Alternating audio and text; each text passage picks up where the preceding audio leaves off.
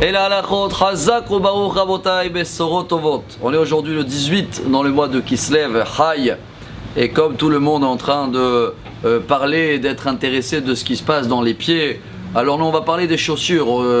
Parce que dans la paracha, il y a cette histoire que les frères ils ont vendu Yosef.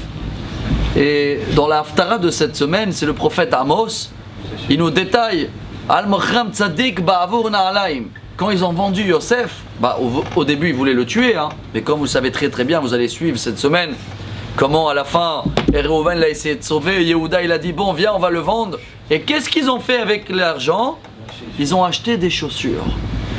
Dans le Talmud c'est parti tellement loin que même 1000 ans après, vous savez très bien qu'il y a eu 10 personnes, 10 grands rabbins à Sarar ou Gemalchut dans l'époque des Romains qu'ils ont payé et ils étaient morts d'une manière très très dure parce que le roi, le César de l'époque des Romains, il a appelé le grand rabbin, Rabbi Shmuel Kohen Gadol, il a dit dites-moi, dans votre Torah c'est marqué que si quelqu'un il a vendu son frère, mot yumat, il doit payer, vous n'allez pas payer. Ils étaient 10 frères, tu vas me chercher les 10 grands rabbins et vous allez payer pour eux. Et quand ils sont venus tous dans le rendez-vous, le dernier, il les a rentrés dans une chambre remplie des chaussures.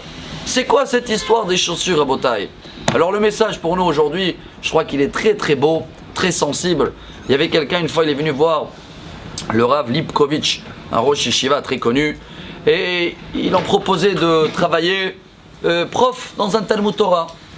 Et le rabbin il écoute comme ça, il lui dit dis-moi, tu as assez de patience? Il dit je sais pas. Il a dit justement il faut savoir parce que quelqu'un qui travaille avec le bois, tu sais qu'il risque de marcher sur la poussière de bois. Je sais pas comment il s'appelle, je vais pas apprendre aujourd'hui. Les copeaux. Quelqu'un qui travaille avec des clous, lui il doit mettre des chaussures balèzes parce qu'il risque de marcher sur des clous. Mais toi, tu risques de marcher sur des âmes. Il faut avoir beaucoup de patience. Ça suffit que sans faire exprès, tu as écrasé un enfant, va savoir le résultat 20 ans après. Rabotai, quand Moshe Rabbeinu il est venu devant le buisson ardent, Dieu il a dit Shal na'alecha me'al raglecha. Enlève tes chaussures. Quand les Kohen Gadol ils devaient travailler dans le temple, enlevez les chaussures. Quand tu n'as pas de chaussures, tu sens chaque détail où tu marches. Tu es beaucoup plus sensible.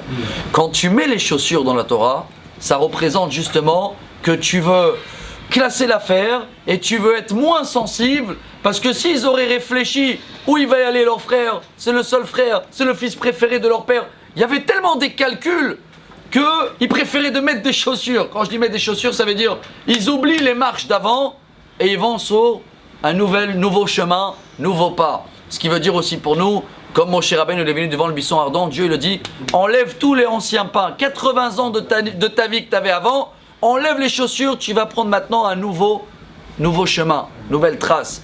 Alors pour nous, Rabotai, maintenant 7 jours avant Hanouka, à nous d'être beaucoup plus sensibles à notre entourage, savoir quand il faut enlever les chaussures, quand il faut savoir est-ce que là je vexe pas quelqu'un, j'écrase pas quelqu'un, que ce sera dans la maison, que ce sera avec les enfants, que ce sera dans la communauté, entre amis. Si on arrive à savoir quand il faut enlever les chaussures, alors là on va réparer la faute de 10 frères que justement ils ont mis exprès les chaussures pour un petit peu oublier cette histoire avec Yosef. Voilà le message des chaussures. Excellente journée à tous, qu'on va marcher sur des bonnes pas, Bezrat Hashem. Amar Rabbi Elazar,